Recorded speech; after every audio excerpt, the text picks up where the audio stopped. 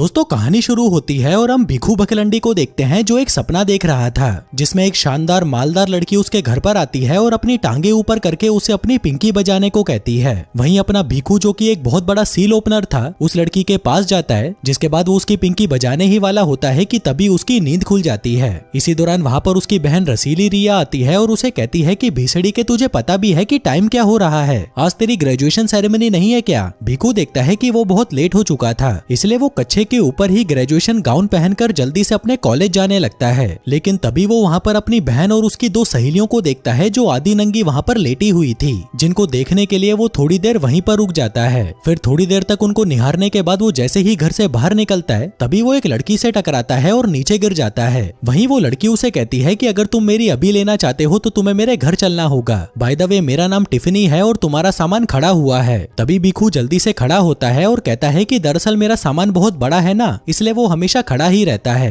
Tiffany कहती है कि मुझे बड़े बड़े औजारों वाले लड़के बहुत पसंद है, वैसे मैं तुम्हारे पड़ोस में ही रहती हूँ, अगर तुम्हें कभी भी मेरे खेत में मजदूरी करने का मन करे तो अपना बड़ा सा औजार लेकर पहुँच जाना। भिखू बकलंडी कहता है कि मैं जरूर आऊंगा, लेकिन अभी मुझे लेट हो रहा है तो मैं तुमसे बाद में मिलता हूँ। जो कहकर वो वहाँ से चला जाता है और जल्दी से अपनी ग्रेजुएशन सेरेमनी में पहुँचता है। वहीं पर हम उसके बेस्ट फ्रेंड पप्पू पंचर को देखते हैं जो वहाँ पर आई खूबसूरत लड़कियों की वीडियो बना रहा था। तभी भिखू बकलंडी उसे कहता है कि भाई मैं आज एकदम मस्त और टाइट सामान वाली लड़की से मिला, उसका नाम टिफनी था। पप्पू पूछता है कि तूने उससे बात करी। वो कहता है कि बात, मैं तो आज रात को उसकी पिंकी बजाने जा रहा हूँ। वहीं उनकी ये बातें मैट नाम का एक लड़का भी सुन रहा था और तभी वो उनके पास आकर कहता है कि तुम दोनों ने आज तक कोई लड़की देखी भी है, भीसड़ी वाले फालतू की बकचोदियां करते रहते हैं बस। फिर उसके जाने के बाद भिखू बकलंडी बताता है कि भाई ये वही लड़की है जिसकी मैं सपने में रोज बजाता था और आज मेरा वो सपना सच हो चुका है। अब इन गर्मियों की छुट्टियों में मैं इसकी रोज बजाया करूंगा। लेकिन तभी उसे पता चलता है कि वो एक सब्जेक्ट में फेल हो चुका है और अब उसे गर्मियों की छुट्टियों में भी कॉलेज आना है। भिखू कहता है कि इन साले कॉलेज वालों ने तो मेरी गींड मार ली, अगर मैं छुट्टियों में भी कॉलेज आऊंगा तो टिफनी की पिंकी कौन बजाएगा। पप्पू पंचर कहता है कि भाई तू चिंता क्यों कर रहा है, डायना पेंटी और चिंकी चुसेड़ी भी तो हमारे साथ कॉलेज आने वाली हैं, दोनों भाई मिलकर उनकी दबा दबा कर लेंगे,